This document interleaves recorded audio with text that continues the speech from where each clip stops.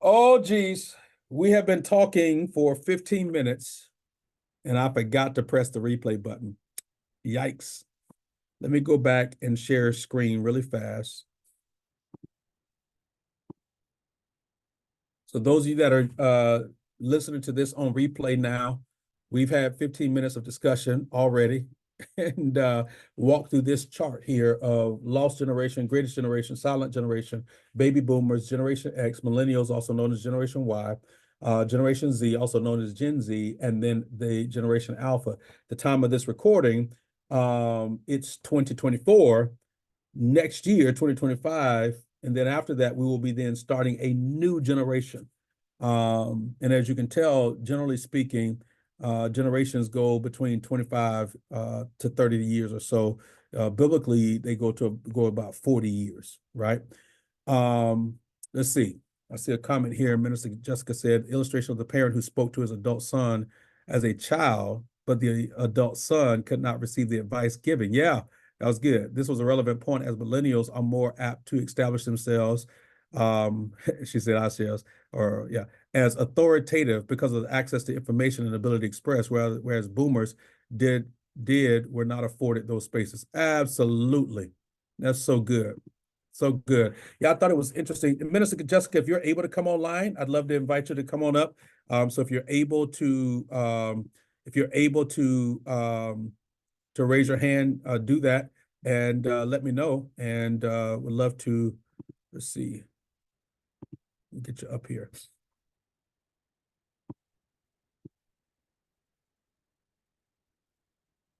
All right. There we go.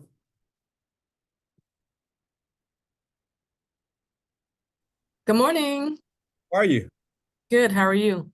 Good. Loving that jazz background. Oh, thank you. I'm a music lover and I play a little bit too. So, There yeah. you go. Talk to me about your just your response to that particular section with the conversation. And so you and just Mhm. we're on the same page, you're talking about the one where the millennial is living with the parent and kind of pushes back and challenges the parent. Right. It was a scenario in which I believe he said the father was giving advice about the adult parent, the adult child's child or something of that nature. Yeah. Um, but it was really relevant to me because my parents are boomers. Um, Yeah. And, in the context of providing information, providing advice, providing guidance and wisdom, of course, we need those things. But, I think sometimes there's a disconnect as to how to communicate that information. And it doesn't mean, like you said, it doesn't mean that they mean any harm by that, but that's what they are accustomed to. I can recall sometimes my parents will say things like, well, my dad said this to me, or my mother said this to me, and they communicated because that's the way they knew how to communicate, from their parents or forefathers, or, I don't want to get, going back to slavery, but I mean, it's just a generational thing as to how communication travels. And so I think sometimes, even in leadership, being mindful of who we're communicating with and how we do that, to make sure that it connects. That's so good. That's so good. Again, for me, I'm reading this book. Again, it's the second time for me reading through the book, and it just really dawned on me. I'm like, I just don't know that we've done a good job at actually acknowledging generational difference, right? Mhm. Within our Mhm. families, even, as we interact with one another in our families, what we've often judged as personality difference may not be personality difference. I mean, it really legitimately may be, so I'm thinking Mhm. about, my grandfather, who was a part of what they call the greatest generation, 1900 to 1925, was constantly saying to me, son, don't be lazy. Son, don't be Mm. lazy. Son, don't be lazy, right? This is how you got to get, and he was retired, but still getting up early in the morning, wouldn't get into bed all day, right? He's Mhm. retired, make his Right. bed thing in the morning, all those kinds of things. And then you go back and you look at the things that are happening. They went through, the Great Depression. Mhm. They were still primarily an agricultural country, country. I'm looking at the economy. I mean, looking at the chart here, primarily agricultural economy. They were surviving off of very little. And then you say that's why in his mind there was a fear about failure and a fear about, son, you got to have a strong work ethic, and just constantly getting that in. And so it's generational. So that's really good. Thank you. I appreciate that. Tell me what you do really fast, and then we'll hear from some others as well today. Okay, so my day job, I'm an attorney, full-time with the federal government, and I'm as an assistant pastor. I work alongside my parents in their church here in my local town. I'm in Elberta, Arkansas, a small town right on the Louisiana border. So that's what I do. And you had a chance, honestly, to read the book. So for you, what do you feel like will be some reasonable next steps, even as relates to dialogue with your parents and their leadership? Yeah, I mean, I feel like they do well. My father, I feel like he reaches generations well with his approach. But I think, by and large, creating an atmosphere that is specifically intergenerational, like you said earlier. I mean, of course, they're boomers, they're going to communicate in that fashion. And so just creating a space for other generations to express themselves, but not forgetting those boomers or those other generations who can provide the wisdom and the guidance to just be more inclusive for everyone to either have an intricate role in the ministry and also walk away feeling empowered by what's going on there. That's good. That's good. That's really good. Thank you so much, Thank Minister. you. Thank you for being in the trenches and for your work that you're contributing to the body of Christ, and obviously to the legal profession as well. We definitely need spirit-filled lawyers. Yes, sir. Thank you. Yep. All right. If there's anybody else that wants to come on, I'm gonna have Minister Jessica. We'll get you to the audience there, so you don't have to feel like you are on camera here. Yeah, thank you. There we go. All right. So if there's somebody else that if you want to come up and just share some of your insights as well with regards to takeaways from the book and that kind of thing, feel free to raise your hand. To Minister Jessica's point, though, I think I would invite you all to go to page 123 of the book. Go to page 123 of the book. If you have this book on Kindle, I have it on Kindle as well. I've got the physical copy here. But I also have the digital version, and I wanna see really fast. I'm gonna pull the Kindle up so that I can tell you all where this fits in terms of the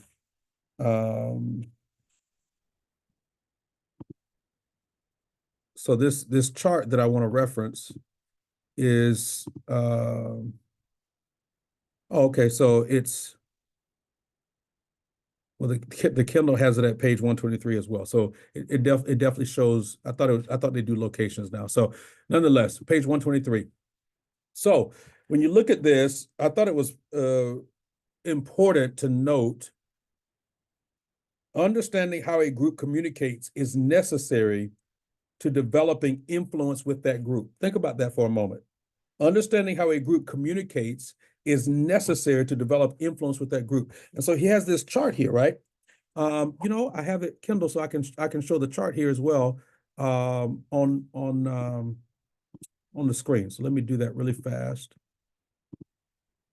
So if y'all can look there, see the chart. He says here, understanding how a group communicates is necessary for developing influence with that group. And he says elders are propositional. And you go through and you read the book, he actually lists example preachers and speakers for that group, their method. He gives some references to how a person could read this or interact with folks within these generations. Very good object lessons in there, the whole 9 yards.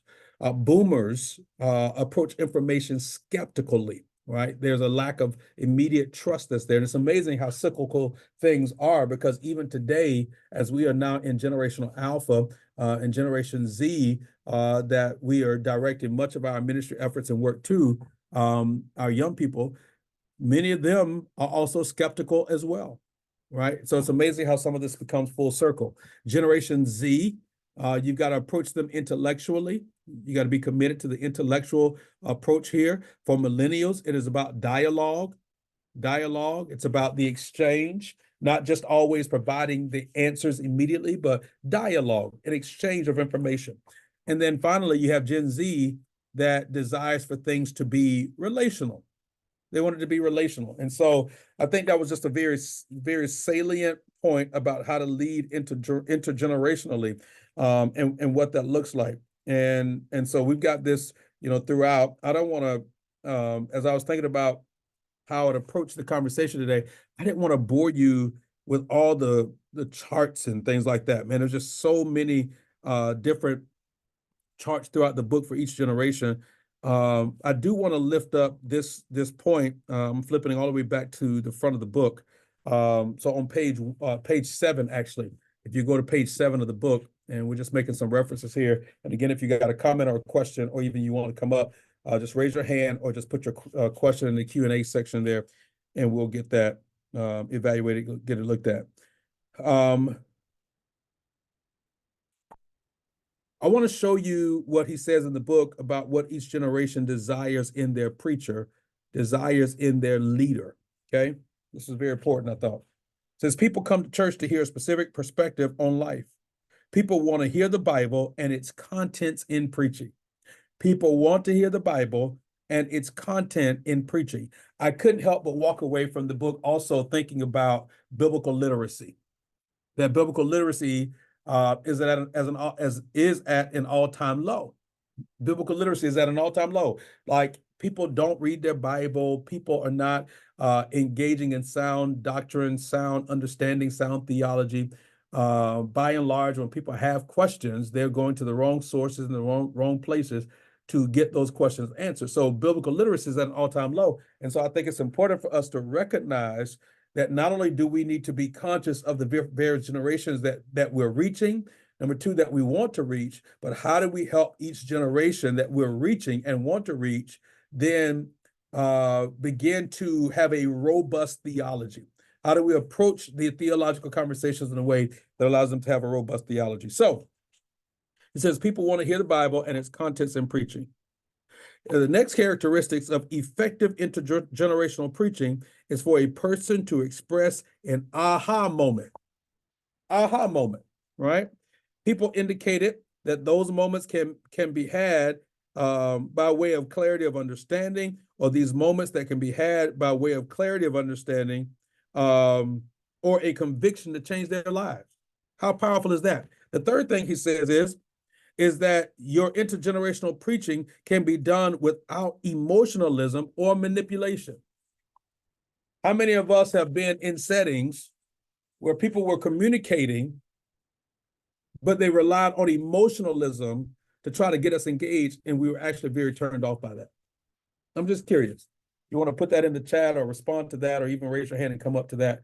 That's a very salient point, because I think in many cases, the Big C church is often 10 to 15 years behind in a pivot. And I think one of the pivots that we've got to make is how we approach our services, how we approach the giving moment, how we approach and ask, how we even engage people and ask them and request for them to participate in the service and the work of ministry. That's critical, because if we're going to be effective in whether we are only reaching one generation, or we're looking to reach multiple generations, right, or multiple generations, or how we might create a context by which that we're not just the talking head, but we're actually building rapport and relationship with those that we're interacting with. So you don't have to rely on emotionalism. The fourth and fifth characteristics of effective intergenerational preaching is simplicity and teaching. Simplicity. Think about that for a moment. How do we communicate in a way that is not only multi-generational, but is simple enough that any person at any age group could then walk away with something that they can wrap their mind around? That's on us, y'all. That's on us as communicators and leaders to have the wherewithal to to work on our outline, our message, our sermon, whatever it is, so convincingly that it gets in our heart and in our spirit without any reservation. Right? Now, obviously, the book is for preachers and pastors, but I really think this book is also relevant for leaders, for those of you that have families, interacting with your children, or interacting with your grandchildren, interacting with your coworker, interacting with your boss, et cetera, et cetera, et cetera. You've got to be willing to embrace the nuance of what it means to communicate multi-generational, and then teaching. So teaching is very different than preaching. Teaching, again, goes back to dialogue, interaction, explaining certain phrases and words and all of those things, and then kind of going from there. Any questions, any comments? Normally my co-host and I are able to kind of banter back and forth a little bit. But because he's not here, I feel like I'm talking a lot. And I know I'm the only one that's on screen. But I want to make sure that I make space for anybody that's in the room also that has questions or comments. So anybody?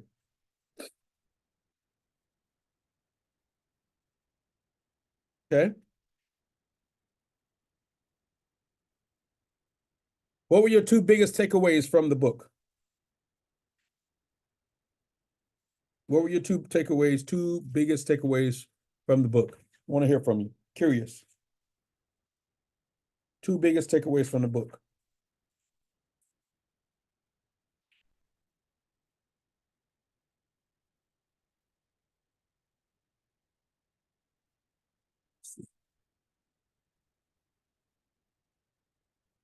I'll wait for y'all to put some stuff there in the, either in the chat or in the Q&A.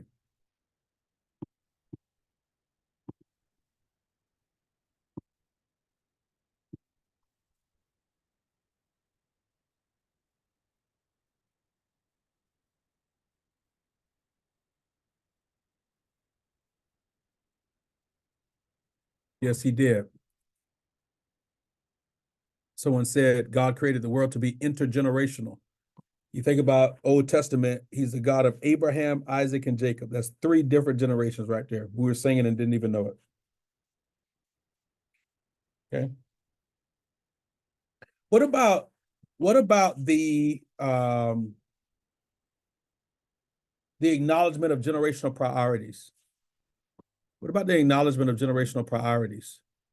Racial identity, relationship status, income, education priorities, political leaning. These are all things that various age groups have had to think through and talk about and work through. And we are not at the space where Generation Z is having to make those decisions and make those calls, right? The conversation around women, all matters of justice, I'll say. So the conversation of women, how they're supported or not supported. Our theology is being impacted with regards to what individuals desire to believe or engage with in terms of sexuality, in terms of men in leadership, women in leadership. These are all things that are not going away based on what we see. And it was interesting too, because when he started talking about how Generation Z and Generation Alpha have a different lens around racial justice than many of the previous generations do, I couldn't help but think, because in many cases, they probably can put a name to an issue that for many older adults, they only have the issue. They don't actually have a name associated with that. So it's something to think about, right? Something to think about. Any other questions, anybody?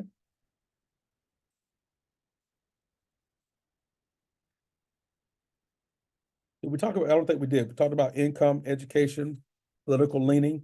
These are all things that are impacted and affected.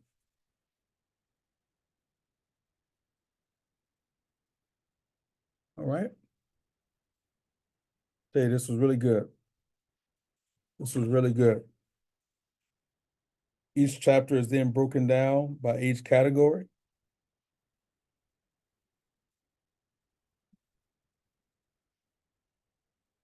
Any other questions or comments?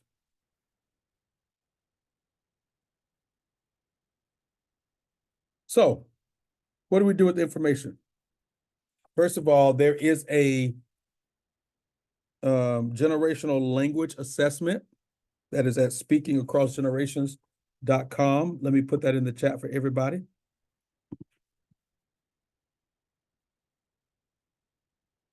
Let's see.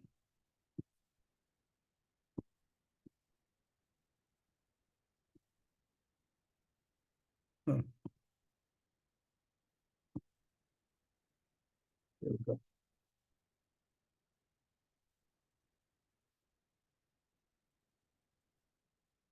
Peter wants to auto correct.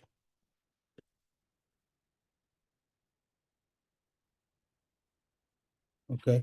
So speakingacrossgenerations.com, take the generational language assessment. And what the book says is that this tool will help you gain clarity on which generations your communication appeals to most and best.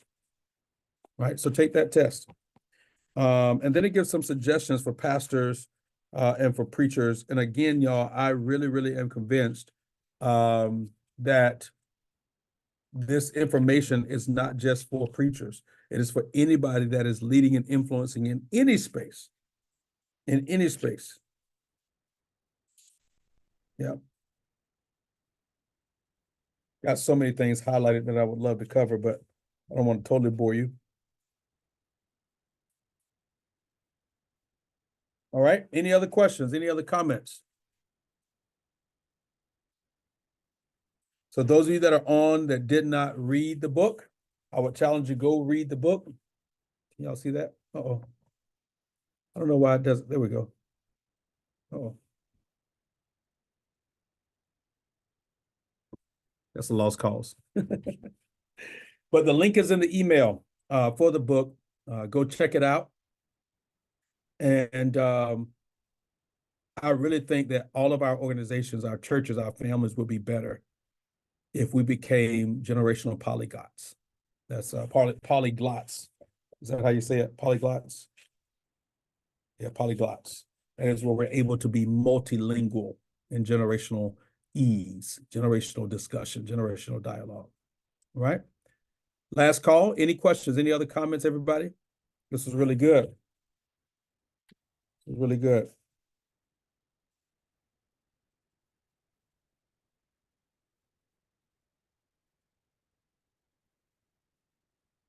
Okay. Well, awesome. So next, let's see. So I'll comment there. Yep. So let me tell you all what the next book is so that we all will have that. There we go. So our next book is actually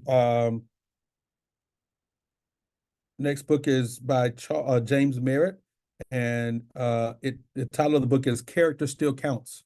Character Still Counts. And then after that, we'll be reading Becoming Human by Luke A. Powery. Becoming Human by Luke A. Powery. Yeah, this was an incredible book, an incredible resource.